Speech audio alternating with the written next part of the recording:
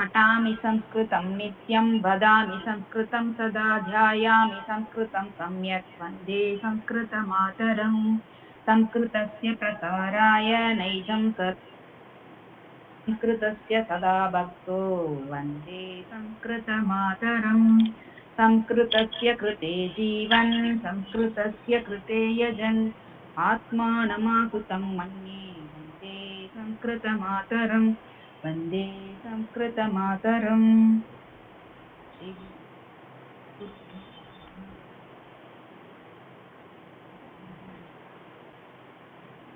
सम्यक् धन्यवादः भगिनी।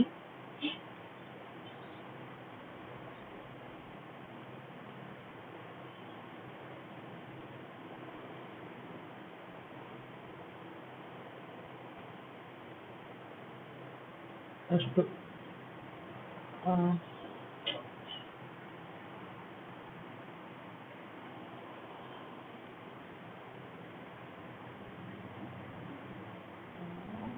पाठः श्रुति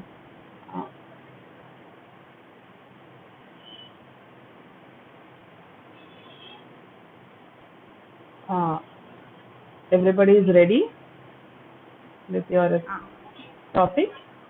Okay, then so we will start with Sukti. Who is supposed to do Sukti today? श्रुति विजया भगिनी।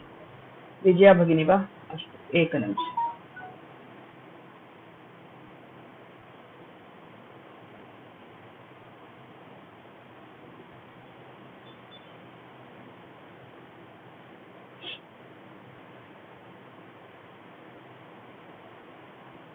स्क्रीन् दृश्यते वा?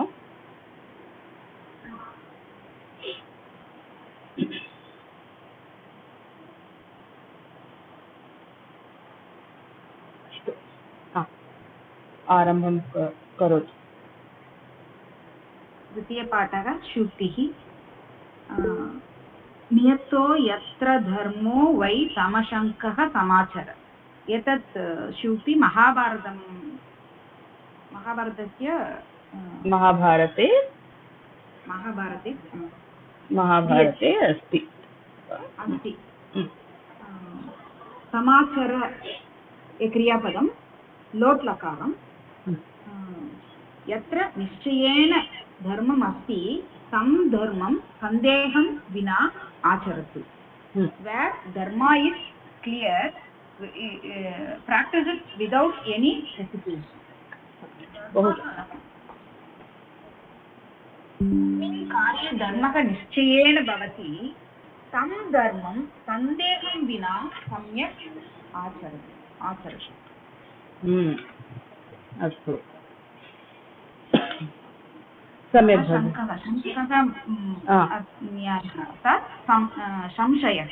संशयः सम्यक्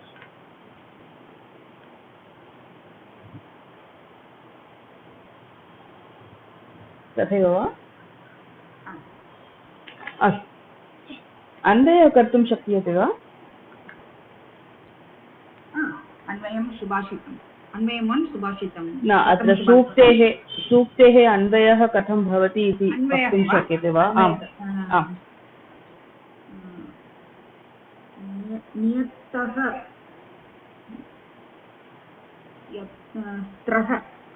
नियतः यत्र धर्मः वै क्रियापदं भवति। दीप्ति भगिनी वदतु भगिनी। क्रियापदं लोट् लकारः। Can you try? I want to try भगिनी। अस्तु अन्वय। अस्तु अन्वय। ओके अन्वय। यत्र धर्मः नियतः वै तं धर्मम् असङ्कः समाचर इति सम्यक् एव। यत्र धर्मः नियतः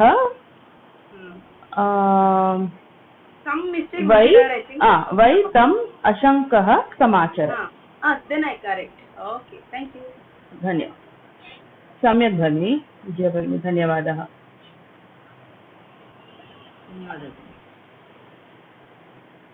So this is understood by all. So it is where you know that there is dharma. Okay. So where you know that there is dharma for sure, just don't have any doubt within yourself. Don't have any hesitation and just follow the dharma. That is it. Okay. So tathaiva anantaram किम् अस्ति चाटुश्लोकः व्यावहारिकशब्दावली चाटुश्लोकः का वक्तुं शक्यते मीरा भगिनी वदतु अस्तु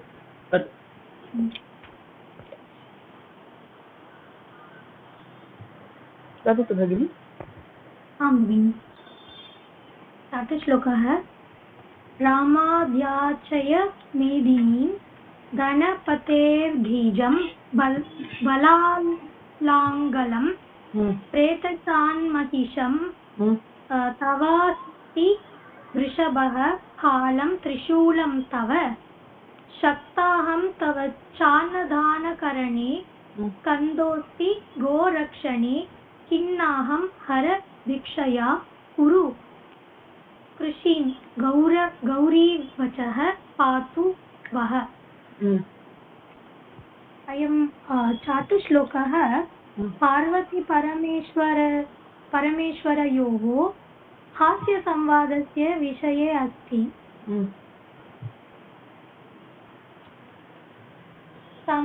रामाद्याचय मेदिनीं here Rama is referred as Parashurama Medinim ityukte bhumi Dhanapater bijam Dhanapate is Kubera bijam is seeds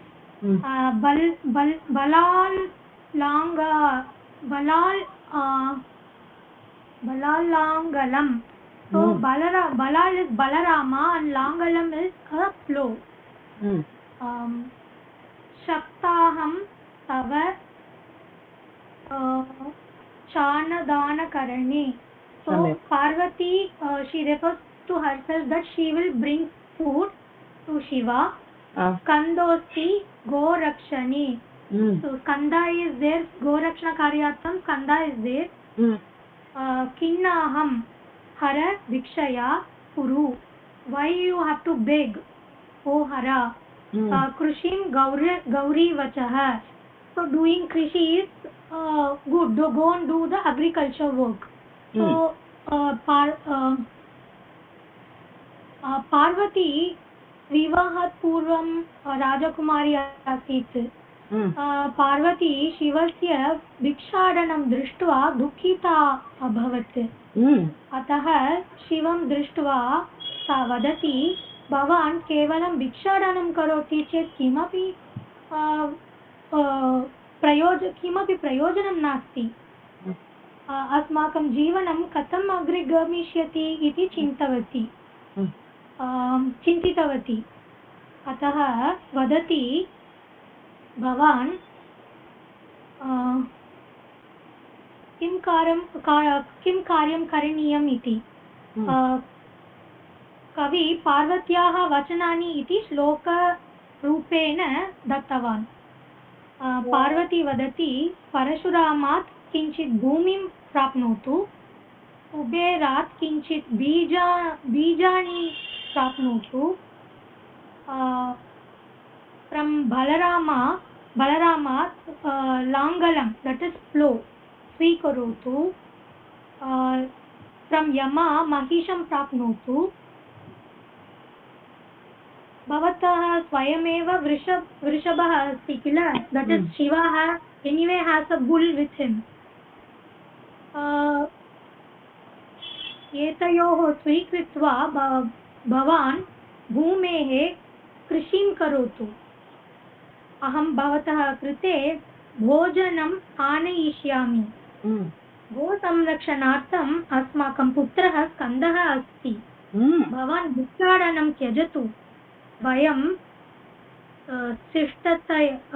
शिष्टतया जीविष्यामः इति so this is the meaning of this चाटुश्लोका बहु सम्यक् मीरा भगिनी बहु सम्यक् धन्यवादः भगिनी। अनन्तरं समस्या अपि भवती एव करोति वा? अस्तु तत् करोतु, समस्या अपि करोतु। अस्तु अस्तु। आगतः पाण्डवाः सर्वे दुर्योधनसमीहया तस्मै गां सुवर्णं च रत्नानि विविधानि च। यदि वयम् एतस्य समस्याः अर्थं यथावत् अवगन्तुं प्रयत्नं कुर्मः, दोष अर्थः भवति। आगतः इस् क्रियापदम्। आगतः मीरा भगिनी एक कार्यं करोतु। प्रथमं पदविभागः अन्वयः प्रतिपदार्थं वदतु, अनन्तरं किं तात्पर्यं वा किं विषयमस्ति तद्विषये वदतु। अस्तु भगिनि। पदविभागः कुर्मः।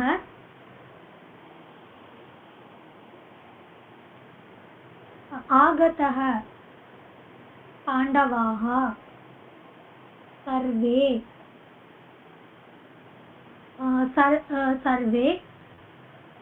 we have to split here to get the right meaning, so it will be sarve aduhu. So instead of duryodhana samihaya, अत्र दुर्योधन समीहया इति अपि पदविभागः करोतु। यथावत् दत्तम् अस्ति तथैव एव करोतु। दुर्योधन समीहया इति श्लोके भवति किल, तथैव करोतु। अनन्तरं वदतु किं भवनीयम् इति। अस्तु भगिनि। So Duryodhana समीहया, so when Duryodhana समीहया तस्मै गां सुवर्णं च रत्नानि विविधानि च। अन्वयः आगतः पाण्डवाः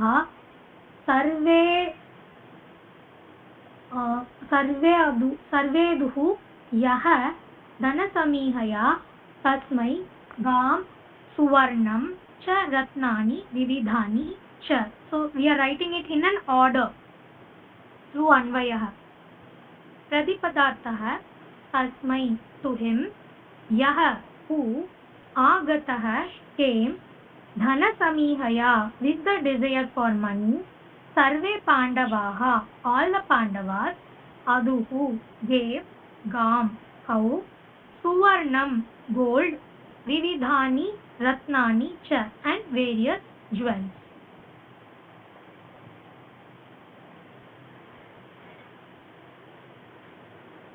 So upon a cursory glance, the meaning of this verse seems incomplete. That is because it has no verb. So it means all Pandavas came aspiring for Duryodhana to him to get the cow, gold and various jewels.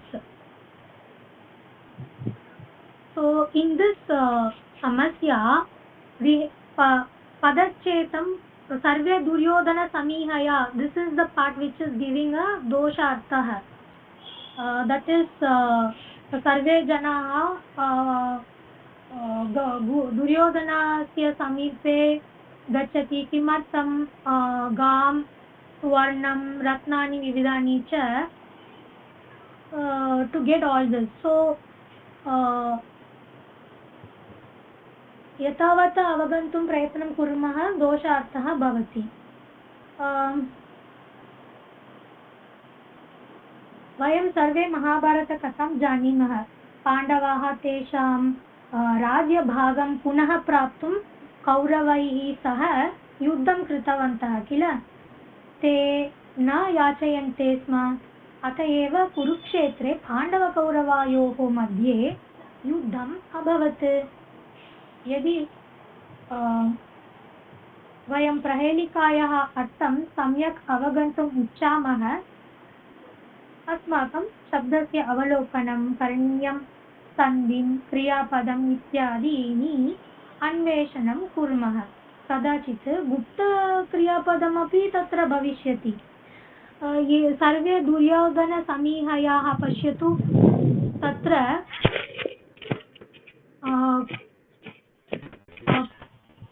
पदच्छेदं कुर्मः। सर्वे दुः सर्वे पूर्वरूपसन्धि भविष्यति तत्र सर्वे अदुः एकः क्रियापदमस्ति यो will become यः धनसमीह यः means who धनसमीहया. So now if we rewrite the sentence this samasya properly, आगतः पाण्डवाः सर्वे अदुः यः धनसमीहया तस्मै गां सुवर्णं च रत्नानि विविधानि च.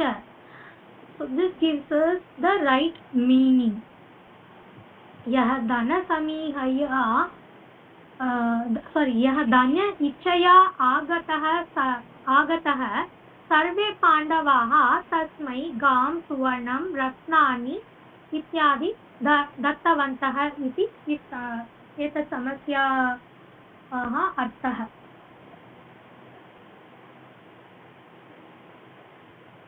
मम प्रहेलिकायां प्रस्तुति समाप्तः.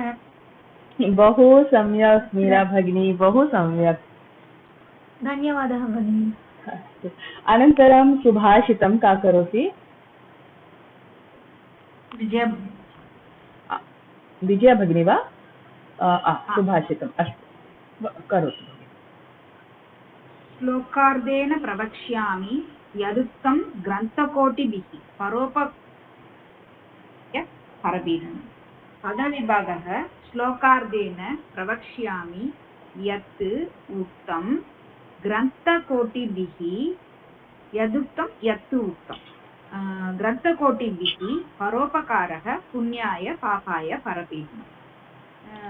सुभाषितस्य पदविभाग यदुक्तं यत् उक्तं. That's all. Other words are all separate. प्रतिपदार्थः ग्रन्थकोटिभिः by millions of words works. Okay, works. Yat what uktam has been said. Yat that slokardena with half of stanza. Pravakshyami I shall say. Paropakarah helping others. Punyaya brings merit. Parapidanam troubling others. Papaya gives rise to sin. So the Tatparyam, what hundreds of works have said, the granthas or the words, that is the books, whatever said, I shall say in just half a second. One acquires religious merit, and by troubling them will certainly get sin. That's what the meaning of the Subhashitam. Anvayah ग्रन्थकोटिभिः यत् उक्तं तत् श्लोकार्धेन प्रवक्ष्यामि. परोपकारः पुण्याय भवति, परपीडनं पापाय भवति. ग्रन्थकोटिभिः यत् उक्तं, कोटिशः ग्रन्थाः यत् वदन्ति तत् श्लोकस्य अर्थभागेन अर्थात् अर्थवाक्येन अहं वदामि. परोपकारस्य फलं पुण्य भवति, परपीडनस्य फलं पापं भवति.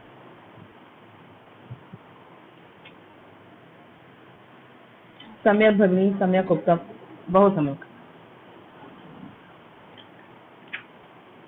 So understood? Everybody understood this one, right? The first one, for Subhashitam, any doubt? Anybody didn't understand? Can ask. So we'll go to the next one. द्वितीय शुभाषितम् अपि मीरा भगिनी एव करोति किल? करोतु भगिनी, करोतु भगिनी, करोतु. तृतीयपाठे द्वितीयसुभाषितं पश्यामः. जलबिन्दुनिपातेन क्रमशः पूर्यते घटः सहेतु सर्वविद्यानां धर्मस्य च धनस्य च. आद्यं पदविभागः कुर्मः. जलबिन्दुपातेन क्रमशः पूर्यते घटः सः हेतुः सर्वविद्यानां धर्मस्य च धनस्य च। प्रतिपदार्थः जलबिन्दुपातेन by water drops falling क्रमशः gradually घटः a pot पूर्यते is filled सर्वविद्यानां for all branches of learning धर्मस्य धर्म धनस्य च and money सः हेतुः the same rule applies। अन्वयं कुर्मः जलबिन्दुपातेन क्रमशः घटः पूर्यते सर्वविद्यानां धर्मस्य धनस्य च सः हेतुः। तात्पर्यं यथा जलबिन्दुनिपातेन घटं पूर्यते तथा सर्वविद्यानां धर्मस्य धनस्य च पूर्णत्वं भवति। That is, just as drops of water gradually fill a pot, so does one acquire knowledge, merit and wealth little by little. A single drop of water, a bit of knowledge, a single meritorious act, or a small amount of money may look very insignificant, but as they add up, the droplets fill a pot. Knowledge gained over a period of time makes one as follows. Dharma earned by small acts of merit will one day bear fruit, and money accumulated little by little makes a man rich. One must remember that knowledge, merit earned by a pious act, and money, however small, are valuable. भावार्थं यथा जलबिन्दवः क्रमेण घटं पूरयन्ते तथा शनैः शनैः पुण्यं ज्ञानं धर्मं च लभते। उदाहरणतया बालकाः प्रतिदिनम् अल्पं धनं पिग्गी बैंक मध्ये स्थापयन्ति किल, एकस्मिन् दिने तत् महती मात्रायां रूप्यकाणि इति वर्धते। तथैव मनुष्यः कालान्तरे प्राप्तं ज्ञानं स्वीकृत्य विद्वान् भवति। किञ्चित् शनैः सञ्चितेन धनेन एकः धनिकः भवति। यदि वयम् एकैकं दिनं किञ्चित् धर्मं कुर्मः चेत् एकस्मिन् दिने तत् कर्मः फलं दास्यति। यदि अस्माभिः अल्पज्ञानं धनं धर्मं च सम्पादनं सम्यक् प्रकारेण धर्मेण सम्पादनं कुर्मः तत् अल्पधनं ज्ञानं च बहु अमूल्यम् अस्ति इति भावार्थम् अस्ति इति एतत् सुभाषितस्य अर्थः। सम्यक् मीरा भगिनी, done good homework. I mean, you've really worked on it. Thank you so much. Very nice. So that is what, when you work on it, you understand better, and even your language, you can create your own. When you make your own sentences in Sanskrit, you improve your own language skills. So that is why this exercise is given to all of you, so that you all make use of this as much as possible. Try to do it in Sanskrit itself. The English meaning or whatever the regional language meaning and all is given in the book. So it is not very difficult for us to understand. But when we try to make our own sentences in Sanskrit, then our knowledge increases.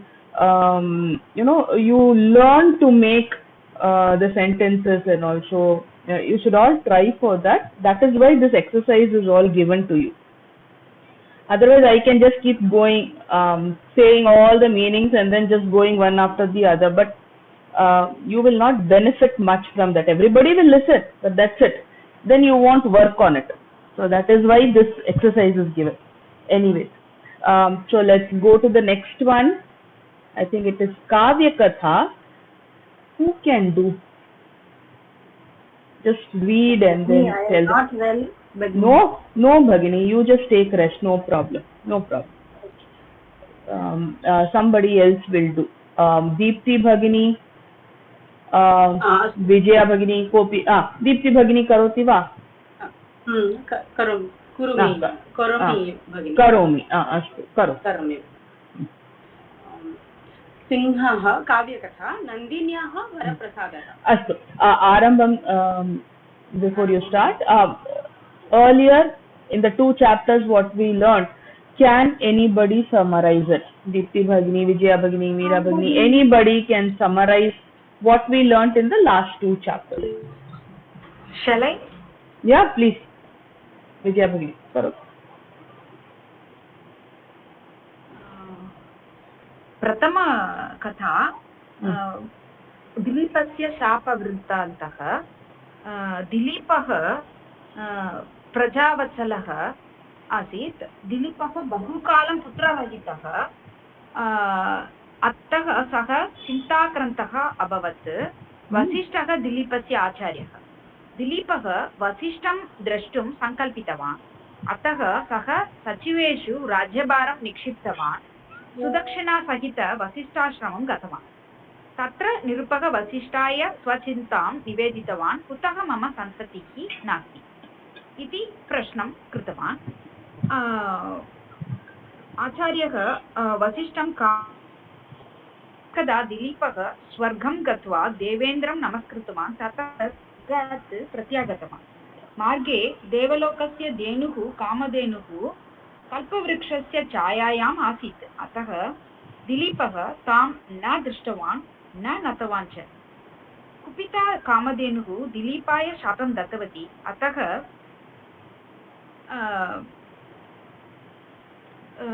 दिलीपः सन्तानं न लब्धवान् तदा दिलीपः वसिष्ठं पृष्टवान् शापवाक्यं मया न श्रुतं कुतः इति गङ्गानदी तत्र प्रवाहतः अनेन दिलीपः शापवाक्यं न श्रुतवान् इति वसिष्ठः कथितवान् आचार्यस्य आज्ञया दिलीपः आश्रमे कामधेनोः पुत्री नन्दिनीं 21 दिनानि सेवितवान् नन्दिन्याः आशीर्वादेन पुत्रं रघुं प्राप्तवान्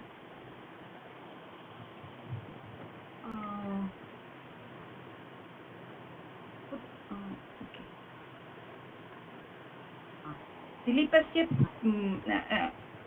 नन्दिनी दिलीपस्य परीक्षां कर्तुं निश्चितवती अन्यस्मिन् दिने सा हिमालयपर्वतं गतवती अनुगतवान् सिंहगुम्बोदरः बलात्कारेण नन्दिनीं गृहीतवान् दिलीपः नन्दिनीं रक्षणार्थं कर्तुं बाणं स्वीकृतवान् किन्तु करः तत्र एव संग्रहः शिवस्य सेवकः पार्वत्याः नियुक्त देवदारुवृक्षस्य रक्षणाकरम् आसीत् ततः प्राणी सिंहस्य आहारः भवति अतः सिंहः धेनुं न त्यजेत् निरुपः दिलीपम् इति कथितवान् मम आचार्य वसिष्ठः तस्य धेनुः एव धनम् अतः मम देहं खाद धेनुं त्यज तदा सिंहः गुम्बोदरः इति कथितवान् नवं वयः सुन्दरं शरीरम् इदं सर्वम् अल्पस्य कारणेन त्यजसि किं त्वं विचारमूढः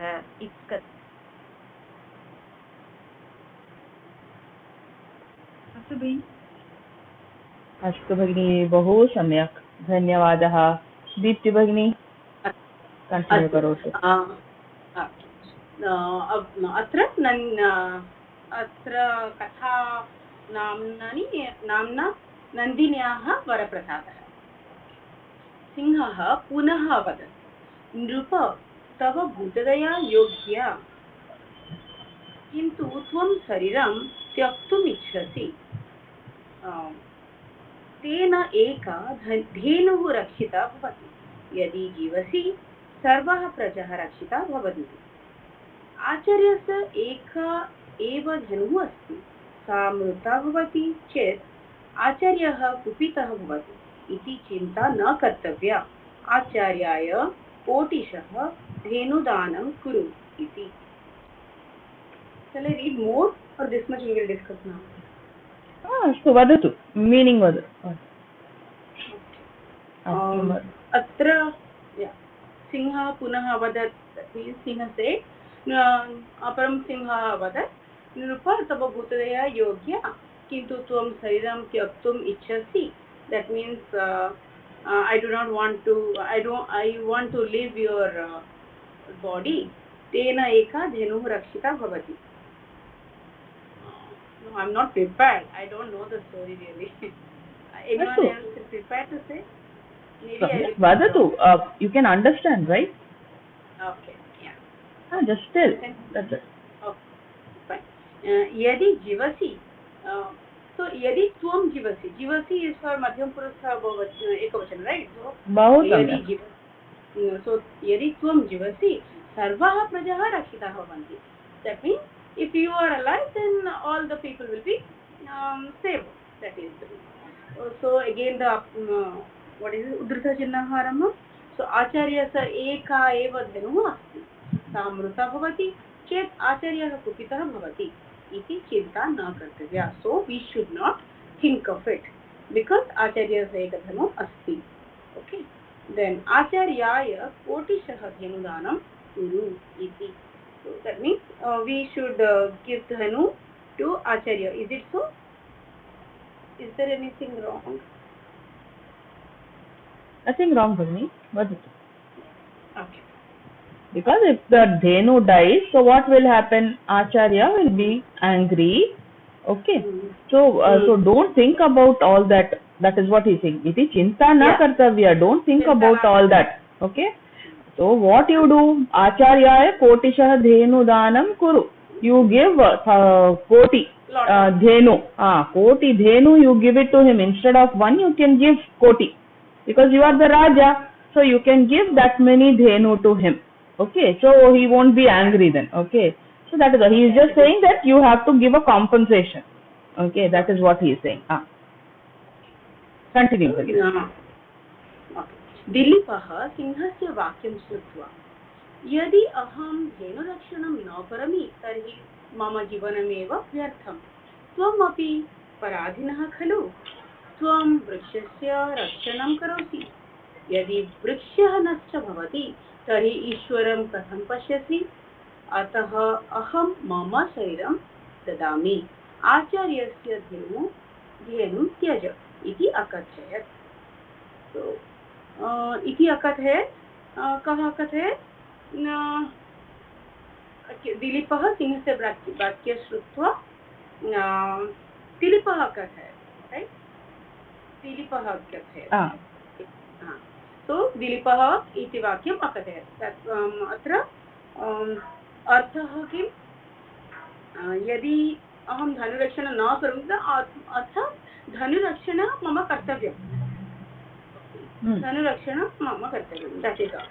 सो अतः मम शरीरं ददामि. शरीरं त्यजामि परं धेनुरक्षणं करोमि. अतः दिलीपस्य अर्थः. सिंहः नृपस्य प्रार्थनाम् अङ्गीकृतवान्. नृपः मुखम् अधोभागे अकरोत्. प्राणं त्यक्तुं सिद्धः अभवत्. तत्क्षणे पुष्पवृष्टिः अभवत्. वत्स उत्तिष्ठ इति ध्वनिः श्रुतः. दिलीपः पश्यत् सिंहः नास्ति, केवलं नन्दिनी. सो इत्यर्थं सिंहः इति this decision was very correct of Dilip. So God became happy and Pushpavrushti happened and this was a test. That's why the Varaprasada happened. Nandini has given us Vara. So here what is that? दिलीपः सिंहस्य वाक्यं श्रुत्वा यदि अहं धेनुरक्षणं न करोमि तर्हि मम जीवनमेव व्यर्थम्. What does he mean by that? If I am unable to protect the dhenu, okay, if I am unable to protect the dhenu, then my life is waste. Okay, mama jivanam eva vyartham. Vyartham ityukte waste. Tvam api paradhinah khalu. You are also under somebody, right? That is what he is asking. Who is asking? Dileepah is asking. You are also under somebody, but because what did he say? Aham Shivasya sevakah iti sa uktavan kila. Atah eva Dileepah prishtavan. Bhavan api पराधीनः एव भवति किल, तादृशं सः उक्तम्। सो त्वं वृक्षस्य रक्षणं करोषि, what you are doing, you are protecting the tree. Okay, so if यदि वृक्षः नष्टः भवति तर्हि ईश्वरं कथं पश्यति? So if the tree is harmed by somebody, okay, if somebody destroys the tree, when you are actually protecting it, somebody comes and destroys it, how will you go and see Ishvara? How will you go and face Ishvara? How will you go and face Shiva? Atah aham mama shariram dadami. So what he wants to say is, like the way you are protecting the vrikshaha, I am protecting Nandini.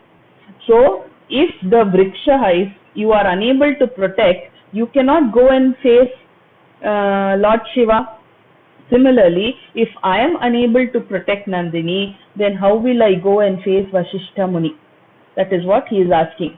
So that is why, kindly take me, you eat me, but please leave the dhenu. Okay, that is what he is saying here. Simhaha nrupasya prarthanam angīkritavan. Angīkritavan ityukte svikritavan. So Simhaha nrupasya prarthana स्वीकृतवान्। अस्तु, अहं भवान् एव खादामि इति सः स्वीकृतवान्। नृपः मुखम् अधोभागे, अधोभागे इत्युक्ते he put his head down, okay, he bowed like this because he was ready to give himself, so he is ready to give, so he knelt and he just gave himself. So adhobhage means looking down. Mukham adhobhage akarot, प्राणान् त्यक्तुं सिद्धः अभवत्.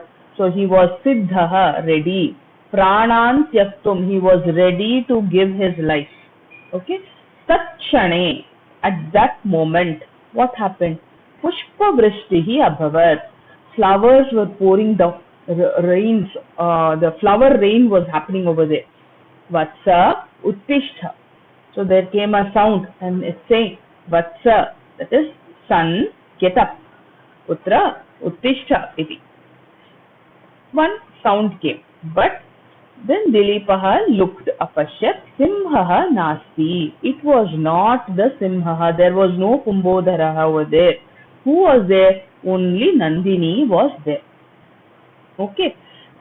Learn each and every word meaning and everything. See here, pashyasi is there. Karoshi. Karoshi is what? Madhyama Purusha, Ekavachanam, Krudha. Okay. So, the next.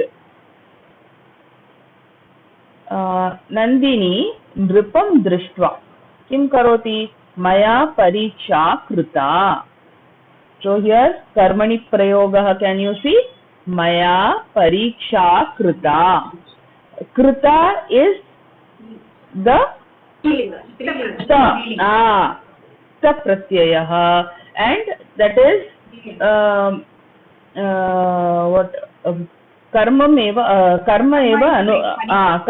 anusarati kila pariksha iti strilingam bhavati atah eva kruta krutah kruta krutam bhavati kruta. Okay, maya. So maya pariksha kruta. Sarvam mama maya. So everything is my maya only. So what you saw now, that Kumbodharaha, Vrikshaha, and then Nandini was crying, everything that you saw, the scenes that you saw, is all my maya. Mama maya. Mama Shashti Vibhakti maya. Maya Strilingam ekavacham. Then Tava Sevaya Aham Prasanna. Sevaya ityukte Tritiya Vibhakti, by your seva, okay, with your seva, by your seva, I am very happy. Sevaya aham prasanna. Okay, then varam dadami, I will give you boon. Prucha, ask. Iti akathayat. Who said all these things? Nandini said. See, this is all important. Why I am saying each and every line is, this will come in ERC. Okay, you have to write who said this to whom, when did this happen, what was the context before and what is happening right now. So you have to say everything in your own words. Okay, so you should know all this. So Dilipah. So what is Dilipah saying? Mama Santanaha Bhavatu. So I want that is Mama Santanaha. I need Santanaha. Okay, that's it. Iti prarthanam kritavan. So he did a prarthana. He requested or he asked. Nandini varam dattavati. So she gave the boon. Mama kshiram piba.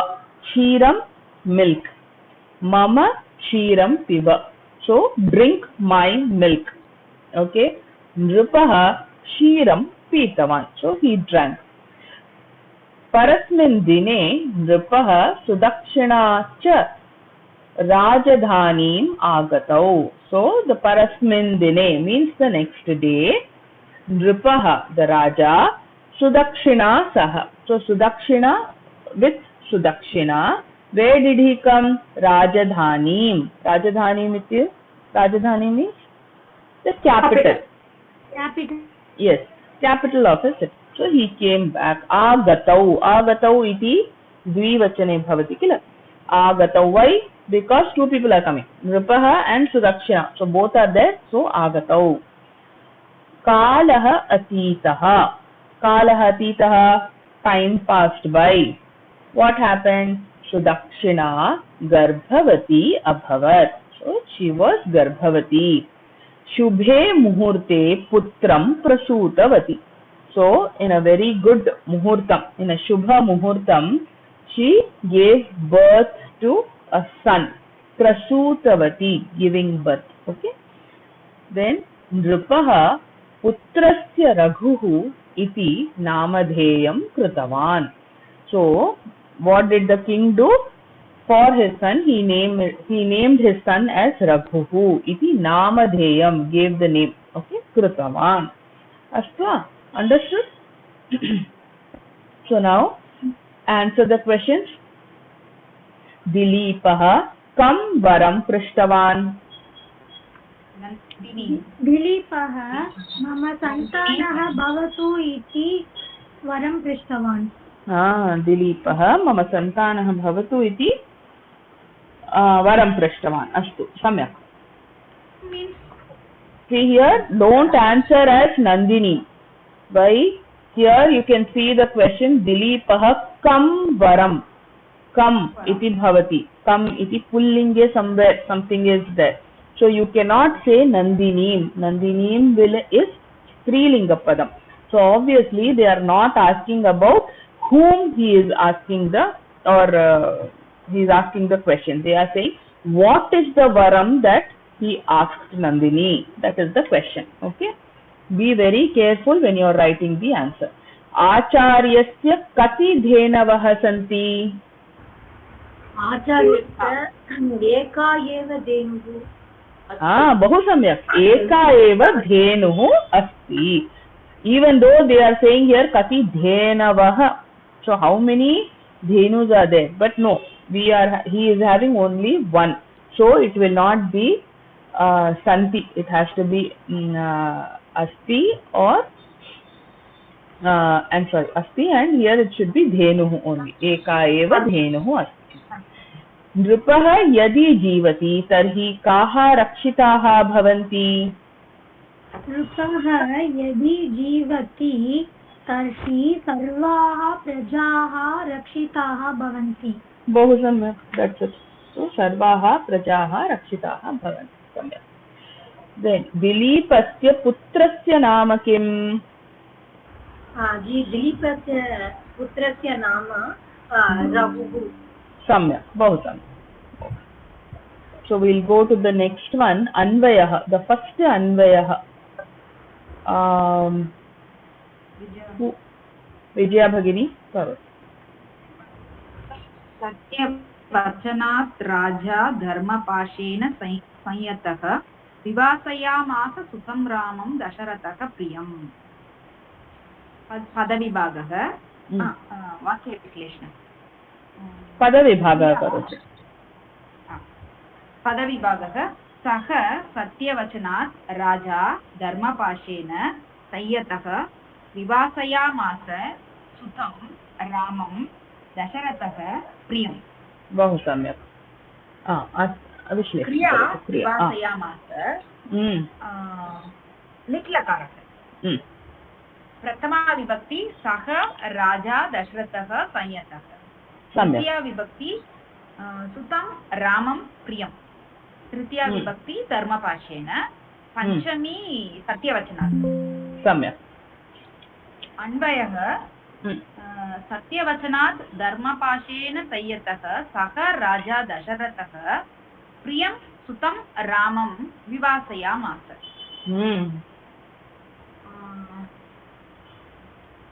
प्रतिपदार्थः before that okay प्रिया विवासयामास अर्थात् प्रेषितवान्।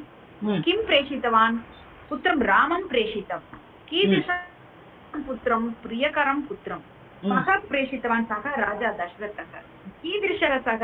सत्यवचनात्। पुनः कीदृशः? धर्मपाशेन संयतः राजा दशरथः प्रियकरं पुत्रं वनं प्रेषितवान्।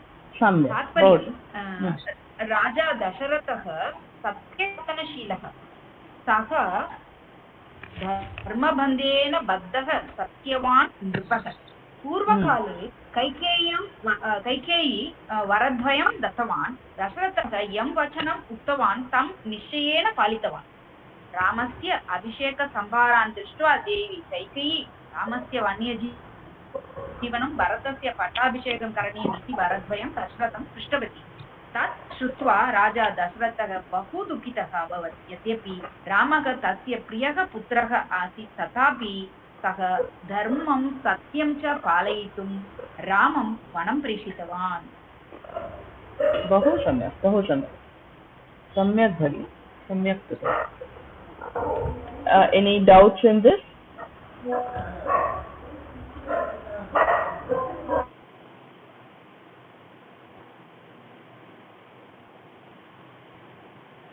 Ashtu. So shall we go to the Usha? प्रतिपदार्थः in Sanskrit सत्यवचनात्। वदतु। सत्यवचनात् प्रतिज्ञायाः कारणात् सत्यकथनशील इति कारणात्। धर्मपाशेन संयतः धर्मबन्धनेन बद्धः सः राजा दशरथः सः निरुपः दशरथः प्रियं सुतं प्रीतिपात्रं पुत्रं निवासयामास निर्वासितवान्। अतः सत्यकथनशीलम् इति कारणात् धर्मबन्धेन बद्धः सः निरुपः दशरथः प्रियकरं पुत्रं निर्वासितवान् प्रतिप्रेषितवान्। अस्तु, बहु सम्यक्, बहु सम्यक्। अस्तु, द्वितीय अन्वयः का करोति? अहं Deepti.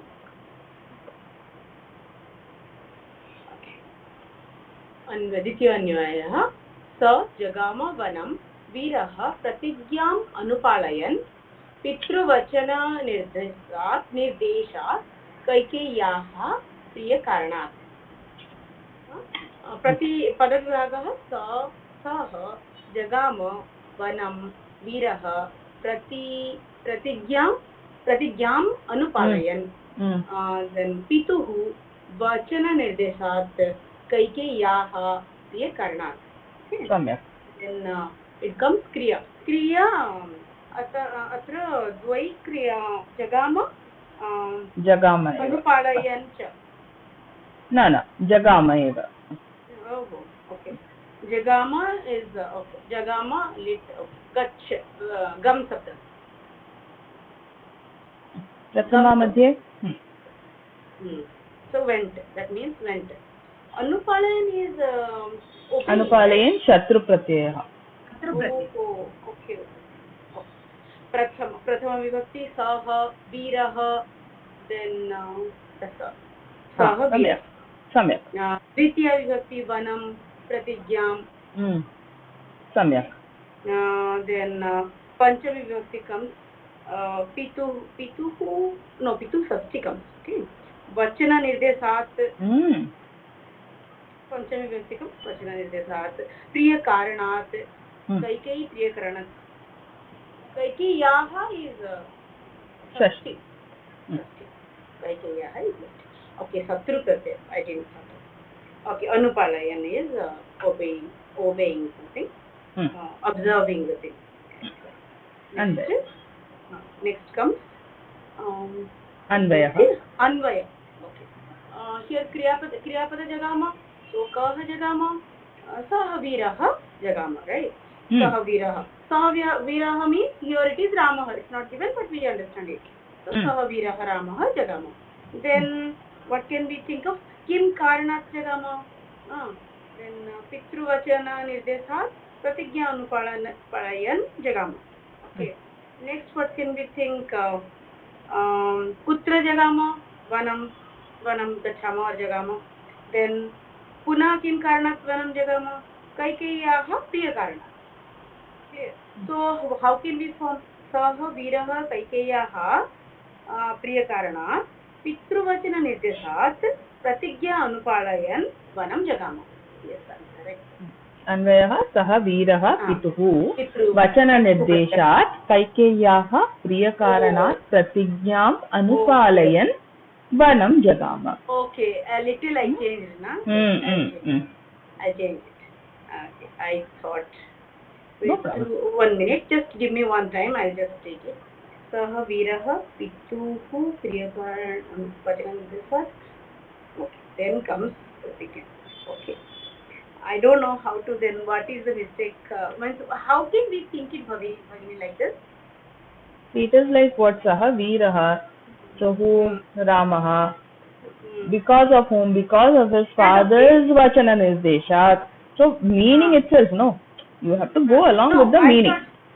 What the only exchange I did is, the same is Panchami, no, Pitru Vachana Nirdeshat and Priyakaranat Kaikeyi. So I first wrote that Kaikeyaha Priyakaranat. Pituhu Vachana Nirdeshat. Whose Vachana Nirdeshat? Pituhu Vachana Nirdeshat. Priyakaranat. Whose Priyakaranat? Kaikeyaha Priyakaranat. Because of the affection of Kaikeyi. Okay, fine. Maybe by practice I will understand. Yeah. It will come only by practice. Okay. So, Tatparyam, Pratipadasvata. Saha Viraha means that Rama, that Veera, that courageous. Shura, Ramaha eva. Shura, Rama. Okay, sounds great. Pitu Vachana Nirdeshat. Okay. Swajanakasya Ajnaya. Kaikeya. Ajnaya. Vachana Nirdeshat. Ajnaya. Okay, Ajnaya. Kaikeyaha Priyakaranat. Kaikeyaha Ichat. Okay. To make her happy. That's it. To make her happy. So Kaikeyi Prasidayitum. To make her happy. Okay. Pratigyam Anupalayan. Pratigyam Palanartham. Astu. Vanam Gachama. Vanam Jagama. Yes, Gatavan. कुत्र गतवान् वनम् अरण्यं गतवान्. अस्तु वदतु तात्पर्यं कैकेयी तस्य वरान् राजा दशरथं पृच्छति, वरं प्रति कैकेयी पृच्छति. सा कैकेयी तया ये कारणानि वदति दट् द्वौ वरौ, एकः रामः वनं गच्छति, द्वयः भरतः राजसिंहासनम् अवरोहति. तं दशरथः किं कर्तव्यविमूढः आसीत्. तदा वीरः रामः एतद् जानीतः स्वयम् एवं सः पितुवचनं सिद्ध्यर्थं वनं जगाम. अस्तु भगिनि, धन्यवादः. सम्यक्. Here we will understand. रामः दशरथस्य विधेयः पुत्रः आसीत्. पठतु एकवारं. रामः दशरथस्य विधेयः पुत्रः आसीत्. यथा पिता उक्तवान् तथा एव रामः कृतवान्. कैकेयी पूर्वकालदत्तवरद्वयं दशरथं पृष्टवती. Framings are not proper of mind. राजा दशरथः सत्यवान् धर्मज्ञः च, अतः सः दुःखेन एव प्रियकरं पुत्रं रामम् अरण्यं गन्तुं कथितवान्। रामः तस्य जनकस्य वचनम् अङ्गीकृतवान्। शूरः रामः सङ्कल्पम् अनुसरन् कैकेयीं प्रसिद्धयितुं वनं गतवान्।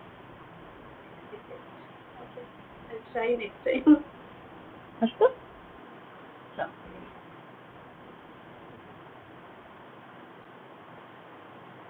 It is very close. Videha putraha. Videha अर्थात् very obedient, no? Obedient son. बहु सम्यक् भगिनी, सम्यक् कृतवती, सम्यक् प्रयत्नं कृतवती. So see, that prayatnam is what is important. Other things are okay. संग्राह्य विषयः कोऽपि कर्तुं शक्यते वा? These pictures actually when I was studying with my teacher, she made me do this. So this, at that time I had created this, so I am just presenting it now. Okay. Yes. अस्तु. अन्य कापि वक्तुम् इच्छति वा?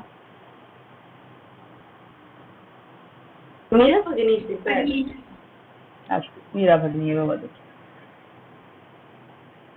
धन्यवादः भगिनी. सङ्ग्राह्यविषयाः पश्यामः. आद्यं पञ्चकन्याः अहल्या, द्रौपदी, सीता, तारा, मण्डोदरी. ते सर्वे अस्माकम् इतिहासानां पात्राणि सन्ति. अहल्या सा गौतममहर्षेः पत्नी. वयं तां रामायण इतिहासद्वारा जानीमः. द्रौपदी सा पाञ्चालदेशस्य नृपः राजा द्रुपदस्य पुत्री, अतः द्रौपदी इति नाम भवति. सा महाभारतस्य नायिका अस्ति. सा पञ्चपाण्डवानां पत्नी अस्ति. अग्रे सीता, सा विदेहराजस्य राजा जनकस्य पुत्री, रामस्य पत्नी, राजा दशरथस्य स्नुषा. वयं सर्वे रामायणकथां जानीमः. अग्रे तारा, सा अपि रामायणात् पात्रमस्ति. सा किष्किन्धाराज्यस्य राजावालेः पत्नी अस्ति. सा वानरा स्त्री अस्ति. तारा महती बुद्धि, दूरदर्शिता, दृढनिश्चयः च आसीत्. अग्रे मण्डोदरी रावणस्य पत्नी. एताः स्त्रियः प्रसिद्धाः पतिव्रताः सन्ति. पञ्चपाण्डवाः: युधिष्ठिरः, भीमः, अर्जुनः, नकुलः, सहदेवः. Bhagini, somebody rang the bell. I will just go and come in a minute. Oh, please.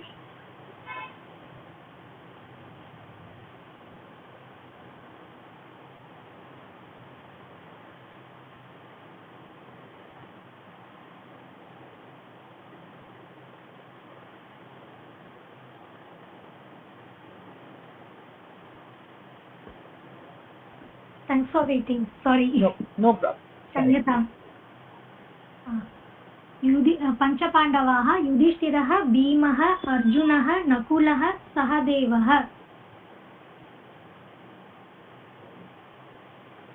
Pandavas also belongs to Kuru Vamsha.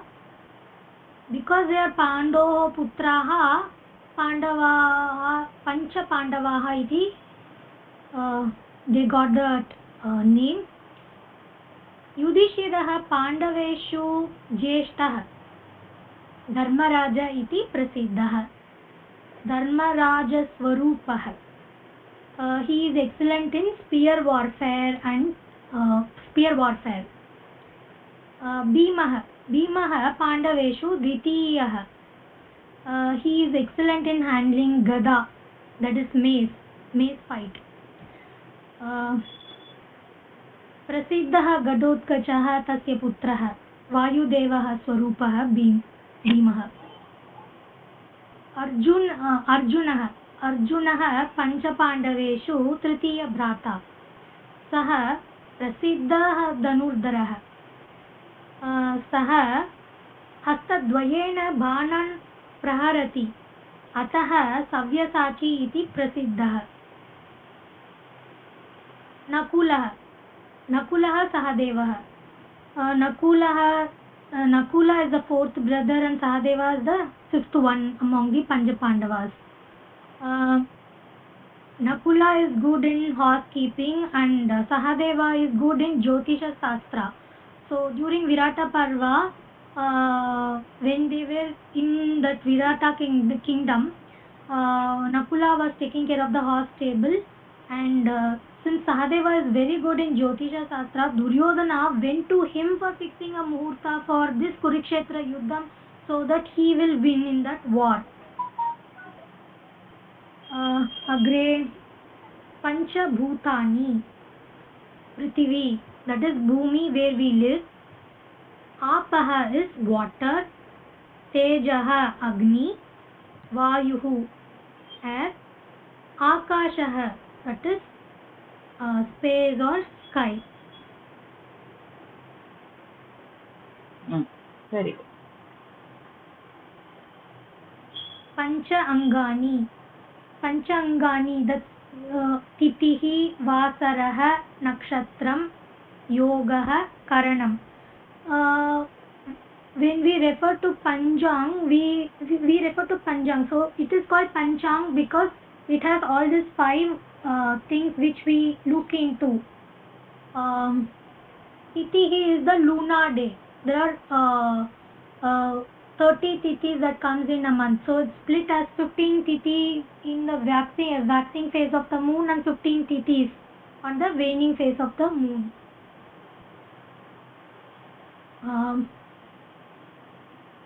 प्रथमतः अमावास्या अथवा पूर्णिमा पर्यन्तम् अद्य भवति तिथि. अद्यतनं तृतीया तिथि अस्ति. वासरः is days in a week. सोमवासरः, मङ्गलवासरः, बुधवासरः, गुरुवासरः, शुक्रवासरः, शनिवासरः इति सप्ताहे 7 दिनानि सन्ति. अद्य सोमवासरः, श्वः मङ्गलवासरः, ह्यः भानुवासरः. नक्षत्रम् is star. So Ashwini Bharani तः रोहिणी पर्यन्तं 27 नक्षत्राणि सन्ति. When we celebrate birthdays, traditionally we look into this nakshatram and the traditional calendar month. Yoga is a combination of sun and moon that indicates auspiciousness and inauspicious moments. We have heard about Amrita Yoga, Siddha Yoga, etc. That is what it means. Karanam is a period of time in lunar calendar. It is usually half a tithi. So there are 30 tithis. So there will be since one Karanam is half a tithi, so there will be for 30 tithis there will be 60 Karanams in a month. Agre Pancha Banaha. These are the arrows of Kamadeva. They are made of flowers. Aravindam is lotus. Ashoka tree flower. Chutam is mango tree flower. Navamallika is jasmine. Nilotpala is blue lotus flower. Kamadevasya dhanuhu ikshu nirmitah asti. Sugarcane. His bow is made of sugarcane and the arrows are made of flowers. Pancha Yajnaha. Agre pashyamaha. देवयज्ञः पितृयज्ञः भूतयज्ञः मनुष्ययज्ञः ब्रह्मयज्ञः अस्माकं जीवने पञ्चयज्ञाः महत्त्वपूर्णः भवति Devayajna is towards devas. We do homam and all, we offer ghee into it. So this is Devayajnam. Pitru Yajnam is towards our departed ancestors. So we offer our water to them. Bhuta Yajna is to our duty towards animals. So we put kolam, we're using rice powder for the birds and ants to come and eat. We offer cooked rice to crows. We feed cows. So all this comes under Bhuta Yajna. Manushya Yajna. Manushya Yajna is by helping the fellow human beings by when they need something, whether they are in some trouble or where they are going through some bad times, and by doing the act of dharma like donating to the needy. All this come under Manusha Yajna. Brahma Yajna or Rishi Yajna, this comes last, and accordingly, like how we have to do, it comes under placed accordingly. Brahma Yajna is our duty towards gods and rishis. So rishis had formed a dharma for our life, which we are following in our Sanatana Dharma. So we are indebted to them. They have given us so much. Like they have given Vedas and scriptures, Upanishads, so we are indebted to them. So all these are 5 kinds of debts that we have towards the gods or rishis, to the devas, to the pitrus, to the animals, and to our fellow human beings. Agre Pancha Upacharaha. Pancha Upacharaha, we normally see this during a puja. So 5 types of offerings are given to God. That is what is called Pancha Upacharaha. Gandhah, Pushpam, Dhupah, Deepah, Naivedyam. Gandhah ityukte fragrant oils, sandal paste, ityadi. Pushpam, flowers. Dhupah, incense. Deepah, lamp. Diya. Deepah, Naivedyam. Naivedyam is the offering. So when we are doing a puja, we have to, if we offer all these 5 things, it is Uttamam. And Naivedyam is very important because whatever we eat, we should first offer to God, and then we should eat. This practice was formed by our ancestors, Himartam, so that what we cook, we take great care in cooking when it is offered to God. So we don't put any, we use only sattvic items in the cooking, and that is no onion, no garlic, no other things. So we offer them to God, and then we take it. By this way, our mind and body also gets purified. धन्यवादः भगिनी, बहु सम्यक् कृतवती. धन्यवादः, बहु सम्यक् कृतवती. Everybody is appreciating you so much. We liked it so much. Very nice, very nice.